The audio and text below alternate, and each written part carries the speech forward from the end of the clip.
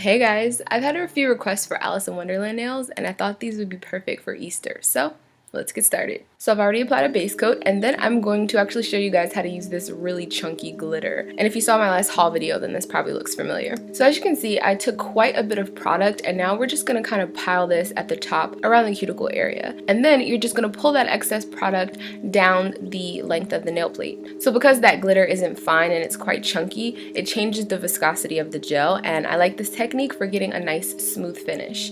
And there you go. As you can see from the profile, it's nice and flat and there's no bumps. So I'm going to cure this in my LED light, and then after applying my second coat, I'm going to apply my top coat in the same fashion. So this is going to finish off the nail, but it's also going to act as a barrier for the next step. I'm now going to adhere some really chunky 3D elements. So I'm going to be using builder gel because it's strong. It's going to be strong enough to keep them in place. However, the builder gel I'm using is a hard gel, and that means that it's not soak off. So these are kind of sliding because I'm tilting my finger so that you guys can see what I'm doing. But after I position these, I'm just going to cure them in my LED light, and then you actually want to go back in with more builder gel and just reinforce that space between the 3D elements and your nail. Now I applied top coat again, and then after curing, you're just going to wipe that inhibition layer. So I've gone ahead and painted all the rest of my nails a white. And now you're going to grab a liner brush, and I want to introduce you guys to the newest addition in my gel brush family. Trust me, I have a whole lot to say about this brush, but it will be in my upcoming brush collection video, so I'll save it for later. So now we're going to create our characters, and FYI, I actually custom mixed pretty much all of the colors that I'm using in this video, so if you guys want a reference, just let me know in the comments and I'll try and list as much as I can. So after putting in your base color for your character, you can cure that in an LED light, and then you can start to go in with your features. And just as kind of a basic reference, you can continue drawing in all of your features as much as you want, as long as you're not touching any uncured gel. So as you can see, after I finish the mouth, I'm going to cure because I then need to layer over that color with another one. But also, if you're concerned about possibly, bumping into something or smudging something with your finger, and because sometimes gels, especially gel polish, which tends to be thinner, it will move. So in order to prevent it from running, you just want to cure it in your light to freeze it. So once you've got all of your colors in and it looks kind of like a hot mess, then you can go in with your black gel and outline everything. And this is specifically an art gel. All that means is that the pigment to gel ratio is very small, so that there's not a lot of gel and there's a lot of pigment, and that it's not going to spread, and my lines are going to stay fine and thin. So like before, you can do sections if you want to. However, I'm just going to outline the whole thing, and then I'm going to go ahead and cure that in my light. So we're ready to top coat, and I'm using another new product that you guys might have seen me post on Instagram. And the reason why I'm using this one is because, as you can see, it's really thick. Basically, after all that drawing, everything isn't even anymore. I've got different colors on different planes, and I want to even the nail back out. So the thicker viscosity is going to allow me to create a nice smooth contour, and that will also give it an even shine. For a long-lasting manicure, make sure that you always cap your free edge, and then we're going to go ahead and cure this. Second nail, done. So next, again, I'm going to apply my base color, and so I'm just basically looking at a picture of my cartoons as a reference, and I thought I'd just kind of explain a little bit more since we've got a lot of time.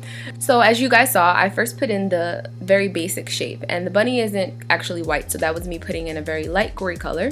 And to do that, I'm basically just looking at the contours. I look at the entire face shape or body shape, whatever it is that you're drawing, and you want to closely relate that to a basic shape. So as you guys can see, the bottom of the bunny's face is a lot more bulbous and round, and then the top of his head is small. So I think of that as basically two very squashed circles sitting on top of each other. Alright, and then if you look closer at the outline, then you can kind of get in all those little small contours that vary, like around the ears. And then I find that it's best to kind of start at a focal point like the eyes, because eyes are usually very important to a subject matter. So I put in the eyes first, and then I can relate all of the other features to that one starting point. So when I'm drawing the nose, I think about what relation that has to the eyes. Then when I draw the mouth, I think about how that relates to the nose. So there's a lot to keep in mind, but eventually it comes together. And if you guys aren't comfortable drawing these characters, that's also completely fine. You can just ignore everything that I'm doing and just use decals instead. But if you want the same exact look or characters, then you can also just DIY your own. I actually have a video on that, so I'll just link it here if you guys are interested. Third nail's done, moving on. So to keep it simple, I decided to just put a clock on the pinky nail. Nothing fancy. And in case you guys haven't noticed, to keep it kind of Easter themed, I decided to do all of the rabbits from Alice in Wonderland. However, I mean, it wouldn't be right without Alice. So she's the final character. I'm putting her on my thumb, and I sped it up just because most of it's boring and you can't really see what's going on anyway, but I did the exact same steps, working with the largest body of color being her face, and then secondary her hair, and then I go in to put all of her features. And then just before outlining her, I'm actually outlining her nose in a brown color, and I just wanted to throw that out as a little tip that if you ever want to soften a character that you're drawing, instead of using black, you can always use a brown, or you can use a darker version of whatever it is that you're outlining. So for the hair, you can use a darker yellow. For the skin, you could use a darker brown or beige, etc. And just as a little extra touch, I decided to add some glitter, so I just added a little base gel and then pat it on with a brush. So after you cure that, you can add your top coat. Don't forget your cuticle oil, and then we're all done. I hope you guys liked that video. I'm working on more requests and I have tons of videos coming, so if you aren't already subscribed, make sure that you do so, and don't forget to follow me on my social media for sneak peeks. Bye guys.